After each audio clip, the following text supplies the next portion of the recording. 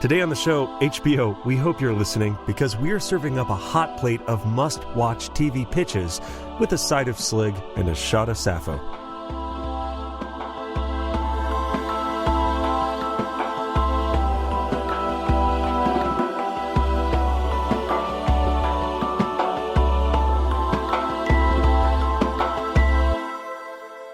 Welcome to Gom Jabbar, your guide to the iconic world of Dune. We'll be exploring the themes, philosophies, and characters found in the sandy depths of this vast universe, from Frank Herbert's groundbreaking novels to the adaptations on film and TV. I'm Abu. And I'm Leo. And Leo, we have a special guest today. Yes, we do. And we are both beyond excited to be joined by an incredible guest, DanikaXIX. Hello. Welcome to the show. Hi. Oh, wow. Thank you so much. I'm so excited to be here. Thank you for reaching out and having me on the show. Of course. We are stoked that you're here, Danika. You are a huge Twitch streamer, content creator. You're making videos about tarot cards and Watchmen and WandaVision and all of this like incredible geeky stuff. Mm-hmm. Yeah. And most importantly for today, you have done Dune book club episodes for the first 3 Dune novels. You're a huge Dune fan, it turns out. Yeah, I really am. I love Dune so much. I'm going to say I'm an Orthodox Herbertian. I've only read the Frank Herbert novels. I haven't gotten into the Kevin Anderson, Brian Herbert novels yet. You know, not to say that I never will, but I just want to put that out there. Yeah. But yeah, I've loved Dune since I saw the movie, David Lynch's adaptation, growing up, and I just thought it was so cool and weird, and I knew it was just so over my head, and I was like, I don't get it, but like I want to get it. And then later, like in high school, I was like, all right, I'm going to read the novel. And my uncle, to be fair, also was a huge Dune nerd. So like he like kept me like really interested in it. I was just like would pick his brain in the car about it all the time because he had read all the books. And so I'd ask him all these questions. But yeah, later on in high school, I was like, I'm gonna read it. And I tried to read it and it was still over my head. I still was like, I love it, but it's still over my head.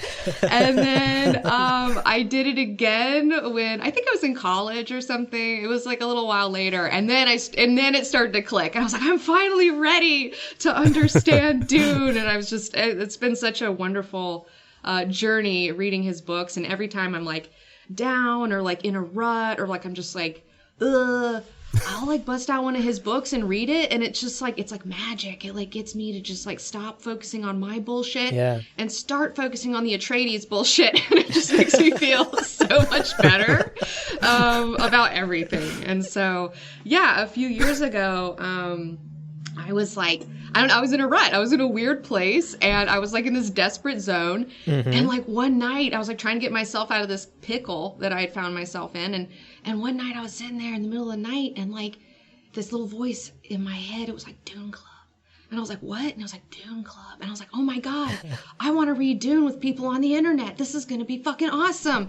And so I started doing a Dune book club and it's on YouTube. Yeah. And right now it streams live like on Twitch when we're doing it live. But the sessions are recorded and put onto YouTube. And the first one is like really well done. It's very highly produced. The next two, you know, they're not quite, the production level isn't quite as high. But anyways, it's been such a joy, and I'm so excited for God Emperor Dune Club later this year, tentatively in August, starting in August. So, oh my gosh. Yeah, I'm just going to keep this Dune train rolling, you know, taking people back to Arrakis. That's amazing. Well, I just found my excuse to revisit God Emperor of Dune later this year, tentatively in August.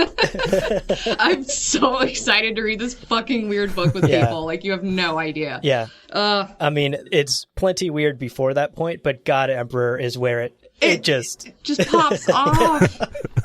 Yeah, totally. And most people fall off. And they're like, I don't want to read this weird shit. And I'm like, no, give me more, please. I want to share this with everyone.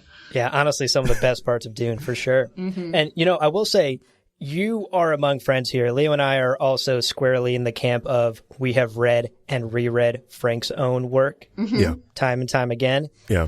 We've dabbled in Brian's work, but I don't think either of us has truly committed to consuming all of the Brian work that's out there. Maybe someday, maybe we'll work up to it. Maybe this podcast will be the excuse. Yeah, maybe like we'll all just get desperate enough one day, you know, and we'll just need that fix and we'll try it. I know it's not going to be the same, but yeah. Right, for sure. Well, we wanted to geek out with Dune with you, and clearly you love geeking out about Dune and you're a huge fan. And so for today's episode, we wanted to actually shine a light on some of the supporting cast in the Dune universe, right? We all know about the Atreides. We know about Paul and Gurney and Hawat and Leto. Yeah. But these folks are supported by a massive cast of really, really interesting characters, some of whom don't maybe get the limelight that they deserve. Absolutely. Yeah. And this is also a really important time to say, if you couldn't tell by our enthusiasm to talk about all of the 6 books of Dune, today's episode will contain spoilers for, well, all of Frank's books. Yes. I don't know if, looking at the characters that we've chosen, I don't know if we're really going to be like hitting those main plot points. One of the benefits of talking about side characters is we're not always really spoiling the main plot. But some of the joy, as always, in reading Dune is discovering these weird side characters and falling in love with them yourself. And so if you want to have that opportunity, this is your spoiler warning for today's episode. Yes, absolutely. Leo, you're always so spot on with the housekeeping. I try. I always forget that spoiler warning. Well, one last note on housekeeping before we jump into the meat and potatoes of today's episode. If you want to reach out to us, as always, quick reminder, comjabarpodcast@gmail.com is the best way to get in touch with us. We love to hear from you, and we try to respond to all of those emails. We do our best. So we've each picked a character to dive into and talk about because I think that there are so many miniseries to be sourced from the Dune universe. Yeah. And honestly, I think today's episode, maybe we'll just email the finished file to HBO and collect those those fat HBO checks, because we're going to do a lot of the heavy lifting. But I'm excited. We each chose one character. We're going to talk about them, kind of share our thoughts. Yeah. It'll be good. So let's get started. Abu, if you don't mind starting, who did you choose? Of course. And look, I'm going to be treating this as a pitch to an exec at HBO. Okay. So, you guys can sort of pretend to be my HBO execs here. But I would love for there to be a series on Stilgar. He is a primary character in the first couple of Dune novels, and he plays a huge role in Paul's life. Yeah. And in the upcoming film, he's going to be played by Javier Bardem, so we even know the casting choice for the film. But I would love for there to be a miniseries, a TV show, maybe even a film on Stilgar and his life, because it's actually kind of amazing. He's an absolute badass. Yeah. So let me give you guys a very quick refresher for those of us who may not remember who Stilgar is. Yeah. Stilgar is the Nabe of Sietch Tabr, and Nabe is the term for the leader of that Sietch. He's a well-respected leader. He's easily the best fighter there. He's had to prove it time and time again. Sure. And he's got a cool, collected head on his shoulders. When he comes across Paul and Jessica in the desert in the first book, his instinct is not just to kill the off-worlders. He takes the step of recognizing, for example, Jessica's ability with the weirding way and how that could help his tribe. So he's not just a good fighter. He's not just good looking. He's also smart. It's got it all. Yes. Man, what a package. I know. The total package. Yeah, top to bottom, or so they say. The legends of the Fremen say. There will come a man who is top to bottom a snack.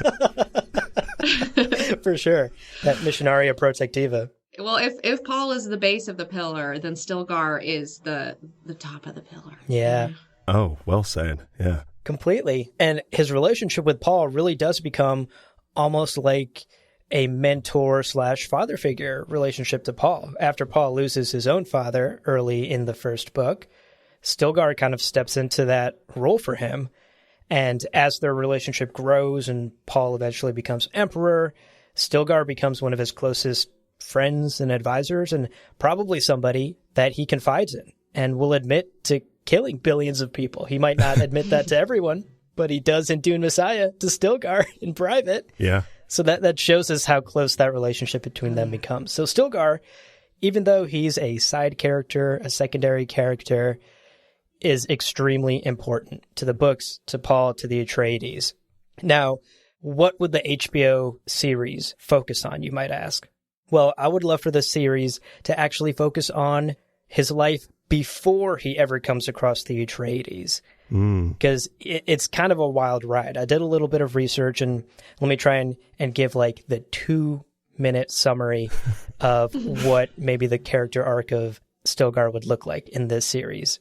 Sure. So there's actually not a whole lot of detail about his birth or his childhood, but he really sort of blasts onto the scene when Pardo DanikaXIX recognizes his talent, his natural talent as a leader, and his ability to get shit done, basically. Because at this point, Kynes is working with the Fremen. They're all working towards this dream of a green Arrakis, an Arrakis with water on it. Right. And they're all working towards this big goal that Kynes has put forth.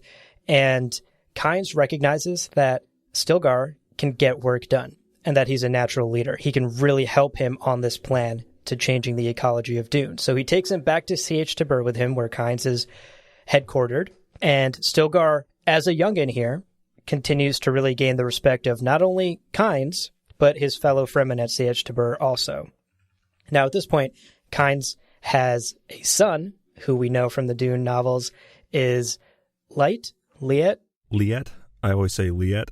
We'll go with Liet. Okay. So at this point, Liet Kynes is born, and the encyclopedia mentions this, but doesn't explain what this means. Liet Kynes and Stilgar become blood brothers. Don't know exactly what that would mean, but some sort of, I'm sure, gesture put forth by Papa Kynes to basically say, you two, I consider both of you my sons. And that sort of maybe clues us in on the relationship between Kynes and Stilgar. And then fast forward a bit, Papa Kynes dies, and at this point the tribe starts to reconsider, like, okay, Kynes is no longer leading us. We have all of these old nabes leading us who maybe weren't around during the Kynes revolution. It's time for some new leadership. Let's get some fresh blood in here. And Stilgar uses this to challenge the leader of C.H. Tabur. And by challenge, I mean like combat. That's how things are done in the tribe. Yeah. It's not a vote. It's knives. It's knives in a circle. It's knives, right. And of course, Stilgar, an excellent fighter. At this point, he has gone on many raids against the Harkonnens, who are in charge of Arrakis at this time. So he's an excellent fighter. He easily overcomes Forad, who is the old, aging leader of C.H. Tabur, and becomes the new Nabe. Now, at this moment, Liet comes back to C.H. Tabur, and there's this really tense moment where people are like, oh no, is Liet Kynes going to try to challenge Stilgar now and become the leader? And instead what happens is he walks up to Stilgar, congratulates him, and the two set out together to create a brighter future for C.H. Tabur and to achieve this dream of terraforming and changing Arrakis forever. Aww. Damn. What do you guys think of that journey? Would that make a good TV show or what? Yes, I would love to watch his rise to power. I just need to see that knife fight, you know? Yeah. Yeah. I mean, listen, color me like a basic dude, but like give me a knife fight in the TV show and I'm interested. I'm interested. Yeah. For sure. And I mean, don't they usually do that pretty stripped down too? I mean, that'll work. That works really well for me. You got to. I mean, just to see the movements of muscles, we'll say. It's academic. It's purely academic. And look, I don't know if you guys have Googled Javier Bardem young lately, but I did when I was working on the notes and the script for this episode today. Abu, you do that every morning. Young Javier Bardem. Part of your morning affirmation. For the record, real good looking. Yeah. Yeah. Oh. Real good looking guy when he was younger. I mean, he's good looking now too. Always has been. Right. But definitely easy on the eyes, young Javier Bardem. So if he's stripping down and he's knife fighting somebody to be the new leader of C.H. Tabur, I'm here for it. Viewership through the roof. Yeah. What do you guys think of that relationship with Liet Kynes? Because I feel like that could almost be a central core character dynamic in the TV show. Yeah. Yeah, it's like a will they or won't they type of sitch, you know, where it's like, oh, are they going to be enemies? Are they going to be friends? You know, there's probably some jealousy between them, you know, because like Liet's like, my dad like likes you more than me. You know, I would definitely play up that angle. Right. I could easily imagine some sibling rivalry happening there. I think it would be an interesting opportunity to explore, because Liet's mother is a Fremen, and we don't hear much about her, but it would be an interesting opportunity to see, okay, in the time of Stilgar's rise, how do the Fremen deal with off-worlders and then the children of Fremen and off-worlders? Like, is there a cap on how close, you know, Stilgar can get to Pardo Kynes, because Pardo Kynes will always forever be someone who wasn't born on Arrakis, compared to, well, Liet is a Fremen born into a Sietch. He's a Fremen. So I'd be interested to see that dynamic, especially because it would shine more light on later on when you have, you know, I always think of Leto too, reflecting on his father Paul not being a Fremen. These moments of, that's what Paul would have done, but again, Paul is not a Fremen. Mm-hmm. And Paul doesn't even have Fremen blood. At all. Liet does through his mother. Right. But through his father, he doesn't. So that would maybe be an angle for Liet's character in this potential TV show, please HBO, that could be really played up. This idea that he maybe needs to find his place in the tribe, or needs to find where he fits in all of this, because he is a child of two worlds. He's not Fremen. He was raised Fremen. Mm-hmm. His dad is an off-worlder. His mom is from the culture.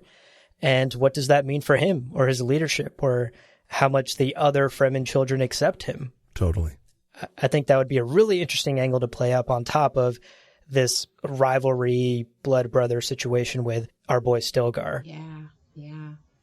And actually, Leo, you mentioned it. This sort of TV show would be an opportunity to really talk about Fremen culture. Right. Because frankly, in the novels and in the upcoming film, we're not going to get a lot of like, this is the day-to-day life of the Fremen, or this is how the Sietches work, or this is how the leaderships work, or these are the traditions of the tribe. We aren't super, super exposed to that world, and this would potentially be a way to explore that part of the lore as well. Also, I'd love to see Jamis. Yeah. Jamis. I'm not sure how to pronounce it. But I would love to see like him like hanging out with Stilgar, and like especially his wife Hera, who becomes, you know, like a part of the Atreides household. So it'd be really cool to see more about them as well. Right. Make these subtle connections to the film, these subtle connections to what we know is coming. And Leo had actually mentioned to me, like, how cool would it be if this TV show ended on the moment Stilgar meets Leto for the first time? You know, almost like in Rogue One, where we get that final scene that just connects to episode 4. And this TV show could directly tie in to the movie and the moment he meets Oscar Isaac, which I'm so envious of. Who isn't? So that's sort of my basic pitch for more love for Stilgar, more exploration of Fremen culture and Fremen history, and this sort of come up for Stilgar, his journey as a young, hungry fighter, ambitious, smart, eventually rising to literally be Paul's hand of the king, basically, if I can make a Game of Thrones reference. Like, he rises to be the right-hand man in the empire of the emperor, and that is something a Fremen has never done. So basically, I'm trying to say Stilgar had an epic come up, and no one's talking about it, and we got to talk about it. Absolutely. Absolutely. Okay, so that's my pitch. Let's move on, because I'm really excited for this next one.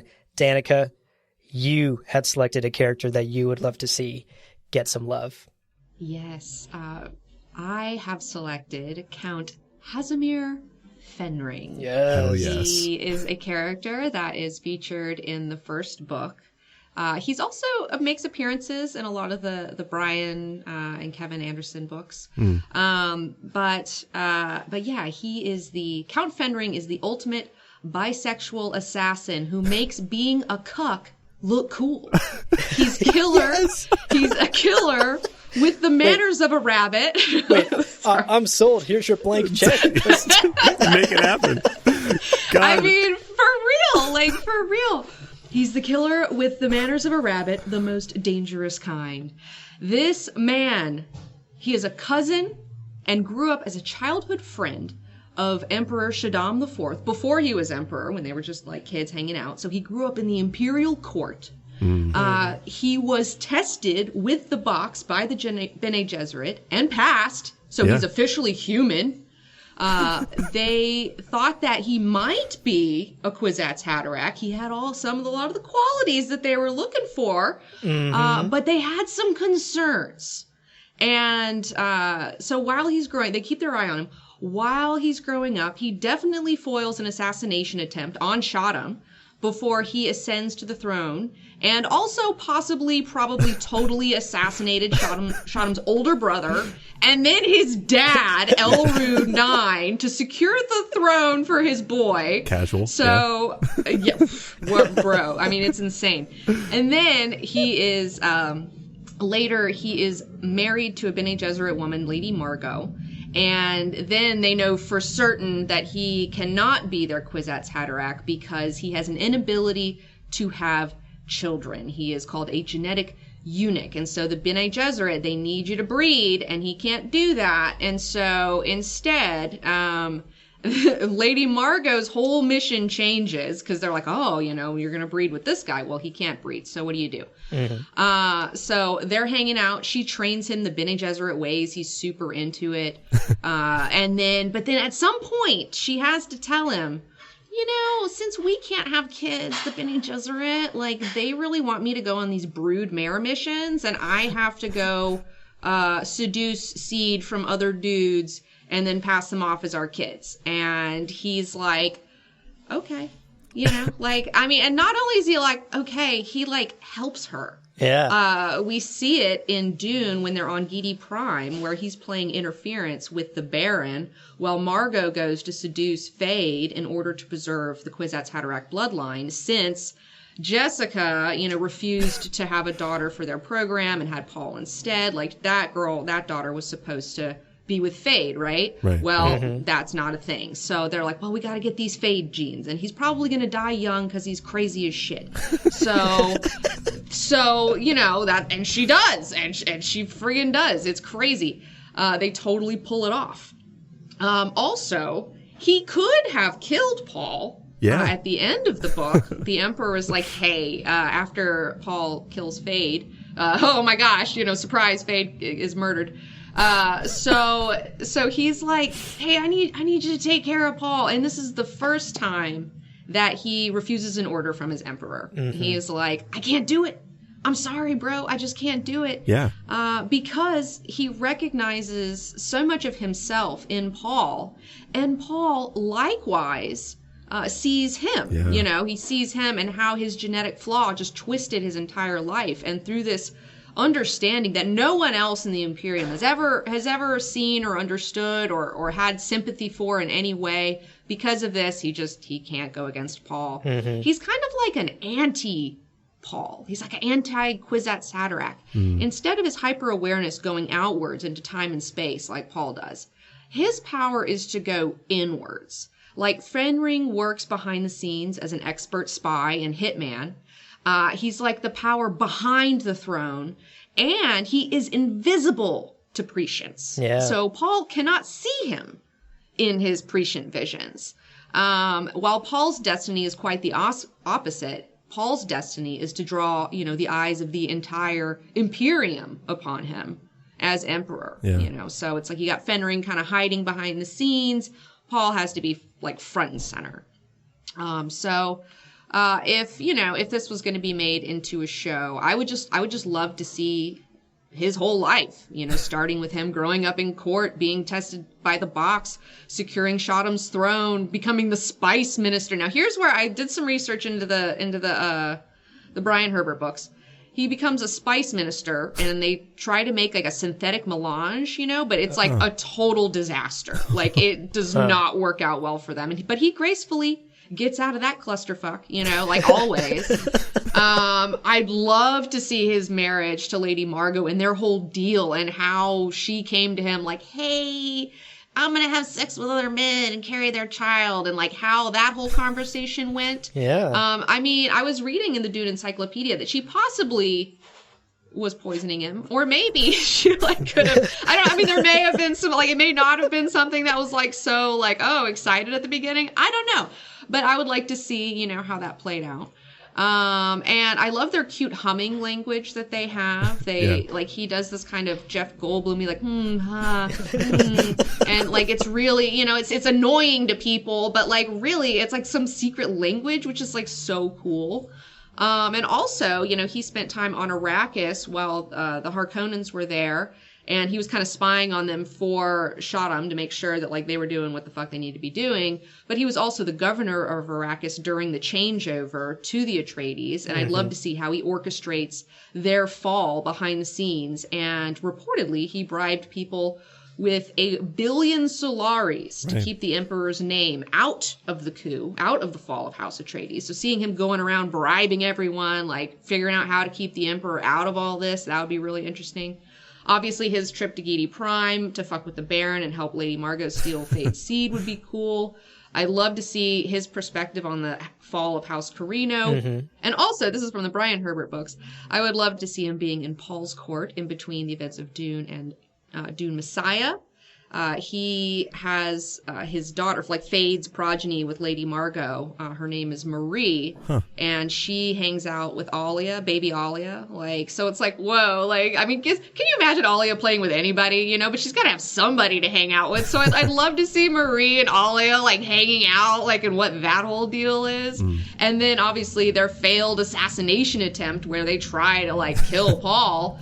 And Paul is so surprised, I guess, that Marie is Fade's daughter that, you know, it gives Fenring an in, and he stabs the fuck out of Paul. Oh my gosh. He doesn't kill him, but he stabs him. He gets him pretty hard. So, I mean, like, all of that. I would love to see all of that. And then also, after that, he has to go back to Seleucus Secundus. He's exiled there with Shaddam, and they hate each other at that point. Yeah. And then him hanging out with his relation Farad'n Carino, whose father was a Fenring. I'm not sure how Farad'n's father was related to Hazimir exactly. It's a little vague, but they are related. So I'd love to see him kind of hanging out with Farad'n a little bit. And yeah, just all that. Just give me all that. Yeah, just a small ask, you know. Just a small ask. It's just a small ask. It's not a big deal. Yeah. But yeah, I love this guy. You're totally spot on that Count Fenring's life is ripe for storytelling. Yeah. Imagine the court intrigue arc early in his career when he's sort of climbing his way up the court and plotting these assassinations and helping Shaddam get the throne. He like kills his dad. That's It's crazy with incredible. Shawmurky. He like poisons him. It's like so nuts. And he gets away with it. Like he gets away with all of it. Like it's insane. Yeah. And his relationship with Margot, I also find really, really interesting because there's not a lot of detail, right? We only get one tiny scene in the books where both of them are present. And then in the encyclopedia, it explains this whole, I guess, agreement they had where he has agreed that she needs to do her Bene Gesserit duty and go about her breeding work. But it's really interesting that he's kind of bought into it too. And I like to imagine that at least maybe at the start, he was kind of into it. Yeah. You know, he was just kind of like... Dude, maybe. I mean, maybe they're just like, you know, poly. Maybe they're weird. They have their own agreements. I mean, it said in the Brian novels that he's bisexual. So it's like, I don't know. Maybe they have like kinky threesomes. I need to know. I want to know more about it. Like, I'm interested. Right. There's so much we can mine here. If we're getting stripped down young Javier Bardem in my series, I don't see why we can't get the kinky threesomes in your series. I know. We need it. I mean, we need it. Like, all of it. Please. Because, you know, just like in the Game of Thrones where you had, what's his face? Illyria Sand and, I think Oberon. Yeah. Like, you know, Oberon Martell, in Game of Thrones and how, like, you know, him and his lady, they go to the brothels, you know, they share women, they share men. Like, oh my God, I love it. Yeah. I want to see that in Dune. Are you also asking HBO to cast Pedro Pascal in your series? Is that what I'm hearing? I mean, Pedro Pascal would work, but here's my fan casting. Sure. I'm thinking Adrian Brody. Oh, Adrian Brody. Because he's supposed to look like a weasel a little bit. Right. You know, like he's supposed to have big eyes, and Adrian Brody has light eyes, but whatever. He's supposed to have big brown eyes and kind of be weaselly and kind of small.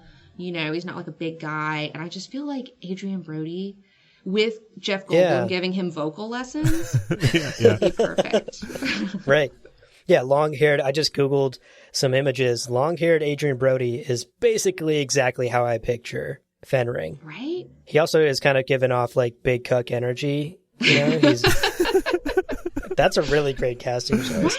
Right. Leo, what are your thoughts on Fenring? Yeah. Where in his life would you love for this show to go? I was really picturing, okay, so the first episode is him as a kid. Leading up to the finale of the episode is the Gamja bar test, and he passes, but they tell him he's not gonna, not the one. Oh shit. Yeah. I was thinking about how parallel he is to Paul. Exactly to your point, Danica. How parallel he is to Paul, except for that he's not the one, right? Yeah. But then how he can then turn that, and how he as a character can turn that and go, well, I'm going to be the most effective person possible. Yeah. And how he succeeds by killing an emperor, by putting someone on the throne. He just goes nuts. And again, Margot approaches him and goes, I need to mate with other people. And he's like, hell yeah. Tell me when and where. I'll help you get it done. Yeah, I'll help you. Do you need me to help seduce him? What do you need? How do we do this? And honestly, Fenring was one of the first characters that made me think of this episode, because I remember the first time he meets Baron, and Baron's like, oh shit, I'm fucking scared of this weaselly, stuttery guy. There's something super dangerous about this guy, and I love those characters, the ones who aren't explicitly dangerous. They're implicitly dangerous. It's interesting. Right. And I love that he has the stutter and the mumbling and the the Jeff Goldblum mannerisms until they're in the concealing cone, and then he just drops it and he's like, your shit is fucked, Baron. Right. And Baron's like, oh no. We're done fucking around, Baron. Oh, God. So Vlad, good. can I call you Vlad? Vladdy. The Emperor, my friend the Emperor, Shaddam, he's a little concerned. Oh, no. Oh, so good. Yeah. Leo, I love that you kind of even drew this character moment for him where he is maybe told he's the one. He even passes the damn test. Right. And then can't be the one, and maybe lives the rest of his life compensating for not being the one. What a great setup for that character. Right. Damn, I would binge the fuck out of this series. Right. And just all because he just, his sperm count, or whatever. It's just not there, it's so crazy. It's wild. Yeah, damn. So he goes off killing people left and right in court. But I mean, that's the thing. If you can't bring life, you bring death. That dichotomy. Wow. That Danica, holy shit. You like that? You like that? Yeah. Bringing us to a whole new level. It's Thursday. All right, we're going to keep this conversation going, but first, a quick break. All right, on that note, let's move on, Leo, because you have yet to share your character, and this is a deep, deep cut, so buckle the fuck up, folks. Oh, yeah. Buckle up also, because for this character, you're going to be in a car. I chose probably the dumbest character, but one who I love. And in layman's terms, this character is just beyond belief. And this is everything about this character that's beyond belief is from Frank's book. I didn't have to dig very far to really paint this picture. Yeah. I'm talking about Clairby. Hell yeah. The robo chauffeur butler of the secret planet Wallach, the Bene Gesserit secret planet that no one in the goddamn universe knows where it is except for this driver who's drives Reverend Mothers to and from conversations about how to guide the human race. Intense. This is his job's driving them from one house to another, and they love him. They're like, this guy's great. He's wonderful. And although he's mentioned only a couple of times, he is, to be clear, one of the very few males confirmed to be on Chapter House. You know, I found myself wondering on that planet, I'm like, are there only ladies on this planet? And as far as I can tell, it's a bunch of ladies and it's Clairby. So here you go. maybe a few studs in the breeding stables, you know, just for kicks, yeah. but yeah. In one building, yeah, they're all confined. He's the one that drives around. So he drives them around. He's trusted with like deep secrets. Like they have open conversations around him, which is wild to me. And then he is just very, very casually maimed in a thropter accident, which happens in like he goes from being, you know, top of his game, Clairby's doing great, having a good day, to 2 paragraphs later, he's on death's door because of a ornithopter accident. And Odrade, how do we say that? I say Odrade. Odrade. But I don't know. I'm always wrong. The audiobook also says Odrade. Oh, does it? Oh, my Yeah. God. Hey, there you go. Points to Danica. The first time ever I pronounced something in Dune correctly. Wow.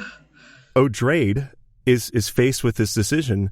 We can save his life by adding mechanical parts to him, you know, adding prosthetics, adding life support systems to him. But it will take him dangerously close to this line of like, what does it mean to be a cyborg? And what does it mean to be human? And she's like, fuck it. I like this driver. Make him a robot. Make him a cyborg. And again, this happens in like the last 2 paragraphs in a chapter. She actually says, and I quote, cyborg him. Which like, Amazing. that is the last sentence. If we can call it a sentence, that is the last sentence of an episode, to be very clear. Like, cyborg him, credits, directed by Dick Wolf or whatever, you know, like... Credits, produced by Leo Wiggins. Thank you. Oh, I can't wait to produce this. This is going to be great.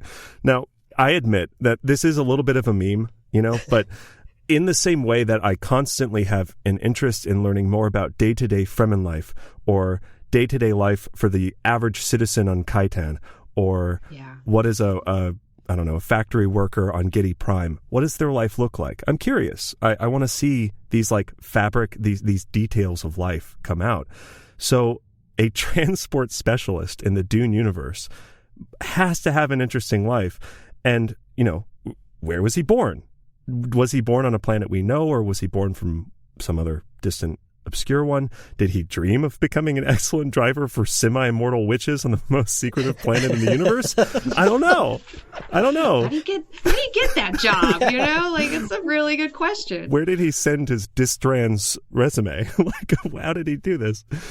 And then he sits at this like massive point for Odrade, this real ethical question, and she mentions this is really pushing humanity in a direction, which is fascinating that this driver is at the heart of all of this. And then in one of the most incredible sequences, he flies, who was it? It was, on the ship that he flies to the battle at the end? Yeah. I can't remember. Butts. I thought it was Shiana and little baby General Man, whose name I forget. Teg. Little baby General Man. Baby General Man. He's riding her shoulders, okay? It's weird. It's his new official title. This little baby General Man.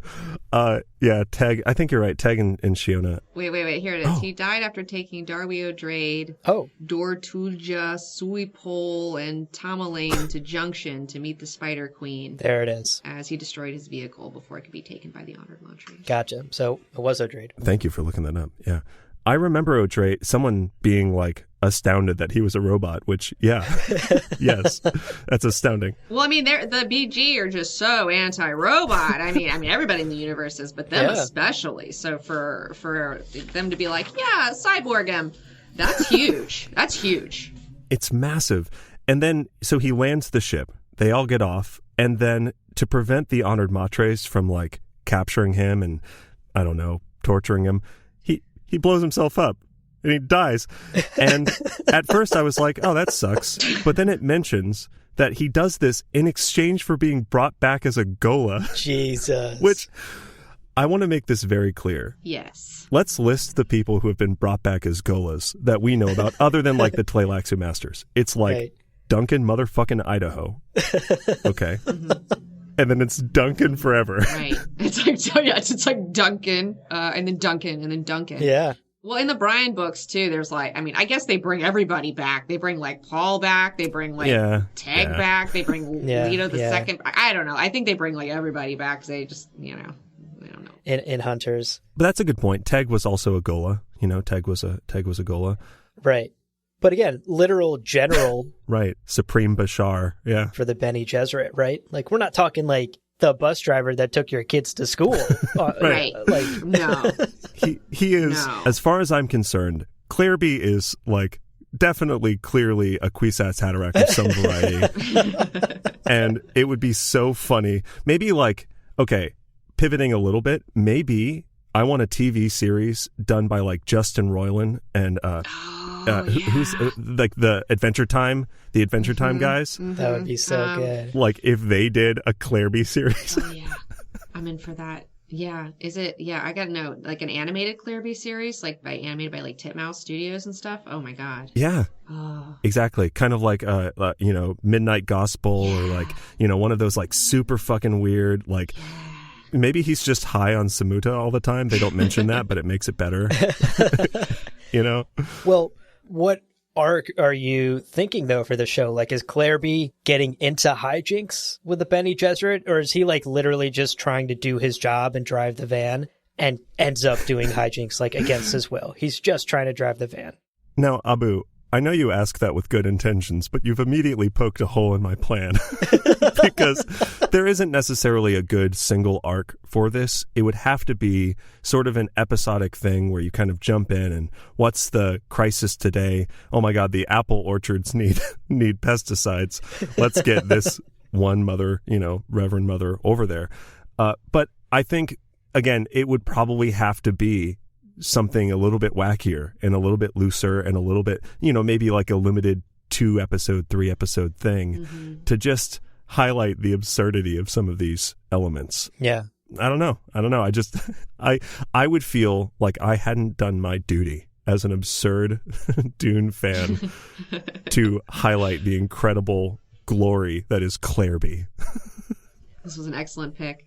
Thank you, Danica. And really, joking aside, he kind of represents a lot in the story, especially in Chapter House. Yeah. So much of that novel is about the Bene Gesserit evolving and letting go of their old traditions and the things holding them back and embracing maybe the unknown or the new. And the fact, you kind of touched on this earlier, the fact that O'Drade is like, cyborg him, motherfucker. Like, that is unprecedented. Yeah. And that pushes against the great convention, this idea in the Dune universe that you don't replicate the human mind or that you don't trust artificial intelligence or technology. Because of the Butlerian Jihad, there's a lot of distrust around that idea, around technology. Right. And the fact that O'Drade is pushing the Bene Gesserit forward, as she does throughout that whole novel, he kind of embodies that. Clairby is an embodiment of the Bene Gesserit pushing the barriers of what is acceptable or what is right.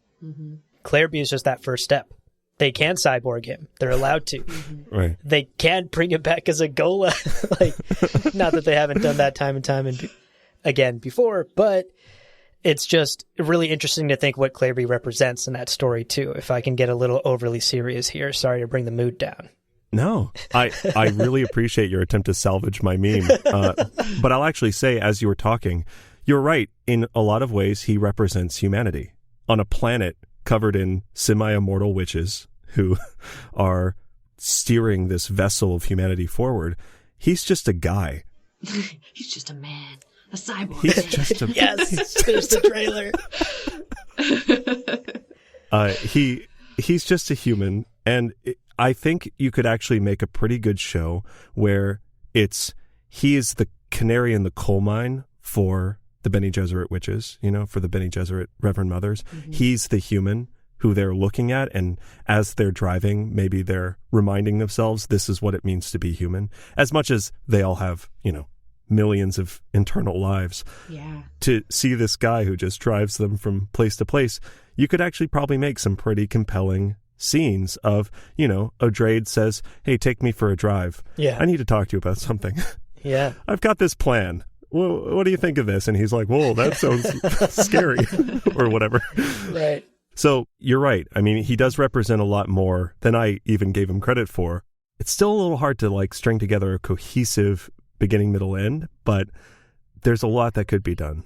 I love your idea to have kind of like more of a goofy animated show where they're just like hanging out on Wallach and like I would love to see what's going on with the apple orchards and like there's something like weird going on. He's gonna go deal with it or whatever. Like I would love to see him like and like different like Bene Gesserit to like flirt with him and make him feel uncomfortable and then like all the drama going on the planet, you know, that he's like and like I'm sure all the women on that planet are, you know, so above him that they just don't, they think of him as like nobody, you know, so they don't care, you know, they just like, they're like, whatever, we'll just put whatever out in front of him. And he would just be like such a keeper of secrets. He would just know so much. It would be fantastic. I love that so much. Yeah. Leo, who do you see playing Clairby, the cyborg man? Well, you know, okay. So my first thought with Clairby in who would play him, I pictured Liam Cunningham, who is Davos Seaworth, or the Onion Knight in Game of Thrones. I really liked the sort of quiet subservience and competence. Like, I never doubted that Davos could get it done. And I feel like that's the kind of air that Clairby would have at the behind the wheel of the bus or whatever. They're like, this guy's got it. Now, that being said, he is described as being like having darker skin.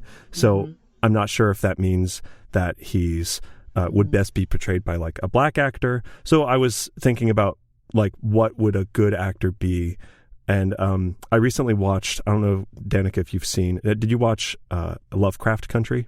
I skipped that one, missed it. Oh gosh. Okay, it's okay. It's fun. It's a lot of fun. Abu, did you watch it? No. All by myself. Okay. I don't like scary things. You know this. Okay. That's fair. It's great. It's wonderful. And honestly, Courtney Vance. Courtney Vance is an actor. He's been in a lot. I learned of him in Lovecraft Country. He plays George, and he steals the show. He's so good. And again, radiates this sort of gentle knowledge, skill, just trustworthiness. Like, whatever he's doing, I trust that he could get it done. And also, Courtney Vance right now is like top of his game. He's gonna deliver on any role you give him. Yeah. So I think Clairby's a good pick for Courtney Vance, or vice versa. Yeah, I just Googled him. I'm looking at him on, same. He looks great. I think he'd be a great casting. I love that you imagine like an older man for this, you know? Yeah. And like this guy's just like seen it all, doesn't give a fuck, you know? It's just, not really fazed by these goddesses walking around him, like, he's just here to drive the bus, man. Right. You could go the other direction, because of course that's what I thought. But now that you mentioned that, I'm like, okay, so what about like Keanu Reeves? Like, just, I'm going to drive this bus. It's got to stay. Everybody's like, I like this pilot. He's intense. Yeah. That's a whole other vibe, you know? The Keanu vibe's a whole other vibe. For sure. Yeah, I really like the Courtney Vance choice, Leo. I'm also Googling him now, and He's giving off like big cyborg energy to me. This is it's great. Yeah. I love it. Yeah. So with that in mind, now that we've discussed all of our various casting choices, let's wrap up the conversation in this way. We've each made kind of a compelling case for our characters. You two more than me, definitely, but okay. Now that we've explored all three characters, if there was one series, if we all had to kind of greenlight one series, who do we think deserves it the most of the three that we brought to the table? That's tough, because my answer is all of them. That's the true answer deep down in my heart. Yeah. But I will say, as soon as I heard the words deadly bisexual assassin with big cuck energy, I was immediately sold on that show. Oh, yeah. So I'm going to have to go with, and of course, Fenring is such an interesting character with so much depth and so many potential storylines there. But I think what really, really sold me on it was your presentation, Danica. Oh, thank you for coming into the HBO offices today. We will send you the contract. Oh, it's finally happening. Somebody cares about my opinion on Dune who's higher up. Yes. Yeah, but in all seriousness, I think a Fenring show would be so incredible. Just the fact that there's already this built-in motivation that Leo touched on, where he is maybe the chosen one, actually not, and has to live up to this giant sort of expectation and fill these shoes that he failed to fill. That, I think, leads to such an interesting character, a wild story, bunch of court intrigue, a lot of sexual energy throughout that show, a lot of death, a lot of just incredible storylines shenanigans that could take place, and shenanigans. It would be such a wild ride of a show to watch. So if I had to pick one, I'd pick Fenring, and I would pick Danika's show to get greenlit. Oh, thank you. What about you guys? Yeah, what about you, Danika? For me, I mean, I picked Fenring, so I picked my own show. But there you go. But Fair. Yeah. But Abu, I really I love the idea of a Stilgar show. I would absolutely be 100% down to watch that, and I think that the idea to have it end where he meets Leto for the first time is just, it gives me chills. It's so sick. Like, it's oh my god, I would love it. And like you guys too, it's like I would love to just see more of the Fremen, especially before Paul, like before Paul came in and kind of fucked everything up. I would love to just get more of some pure Fremen fun on Arrakis. But also, man, Leo, I mean, I'm really sold on this like bizarre Clairby Midnight Gospel fucking animated show. Like, I'm like 100% here for that as well. It's incredible work. Yes. Well, thank you. I'm more bothered that I hadn't thought of it before we started recording than anything, but thank you. I will also say Danika's idea for Fenring is the one that I'll go with, but tip of the hat, Abu, really, you mentioned it in the notes, and I don't know if you said it, but we see Fremen culture decline in the era of Leto II's rule, and I felt that as a reader in one way, but if we really had a chance to sit with Stilgar in his life and get to know the people in his life and get to know the community, it would bring so much more emotional depth to the decline of the Fremen, which, again, we're kind of reading from the perspective of main characters who are not necessarily Fremen themselves. So I think that really is powerful, and I think that's really worth, again, ultimately, at the end of the day, at least 2 of these shows should be greenlit. But yes, Fenring is amazing. It is interesting to me that Fenring goes through the human test and also passes but is not the chosen one. And I think that gives a lot of depth to things that we see Paul go through that don't currently exist in the main pages of Dune. So I think, honestly, beyond just being an opportunity to see some very strange threesomes, some like cool assassination attempts, some like court espionage, and some Jeff Goldblum mumbling language. Yeah. I think Fenring's the pick. Right. Bridgerton in space. Yeah. Come at us, HBO. Come at us. We're ready. We're so ready. Sci-fi Bridgerton, baby. Well, to wrap up today, Danika, thank you so much for joining us. It's been an absolute treat. Absolutely. And you've brought your knowledge and passion to the show. And I do want to give you the space here at the end of the show to tell our listeners all about you. And the stuff that you're doing. So go for it. Well, thank you. Yes. So for those of you who are unaware, you can find my work on YouTube on the Comic Book Girl 19 channel. I was known as Comic Book Girl 19 for many years. I've recently kind of rebranded as Danika 19, which is like XIX. It's a whole Roman numeral. It's very classy. But yeah, if you want to follow me on Twitter or Instagram, I am at DanikaXIX. I'm also on Twitch. Lately, I've been doing DVD watch-alongs on Sundays where I've been watching movies with people live. We've been doing a lot of 1999 bangers. That's been super fun. And yeah, I have a new WandaVision Occult Connections video out on YouTube right now. My next video is going to be about Alan Moore's book, 1,200-page novel Jerusalem. Wow. It's the book report that nobody asked for, and it's coming in a few months. And also for all of you Dune fans out there, I do have a lot of Dune-related merch in my store. It's DanikaXIX.BigCartel.com. So I've got Spice Melange CBD lip balm. I've got Mentat Juice of Safu lip balm. I've got all sorts of. I have like Chome sticky notebooks. I'm actually using one right now. I've got Space and Guild highlighters. I love it. I've got I've also gotten, I love Dune so much, I've gotten naked for Dune. So I did some nude Abomination Alia photos. So I got some 8x10s of those and some other stuff too. So, yeah, I've got a lot of cool stuff, Dune related merch, in my shop. So if you're interested in getting a Bene Gesserit notebook, I got you, fam. And I'm excited for God Emperor.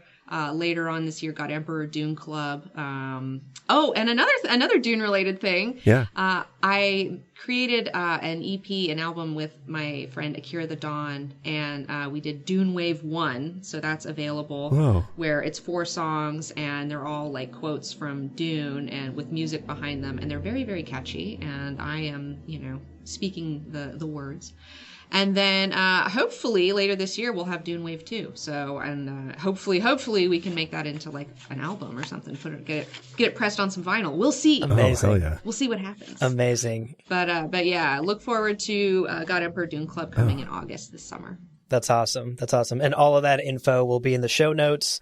So all of those links will be there. Check out that Dune store, that merch store, because I was tempted to buy at least one of everything, maybe a couple of those lip balms. It's really incredible. The merch you have is so cool. And one last thing as we wrap up here, Danika, where should the HBO exec contact you? Like, is there Yeah, they can contact me. Only HBO execs. That's it.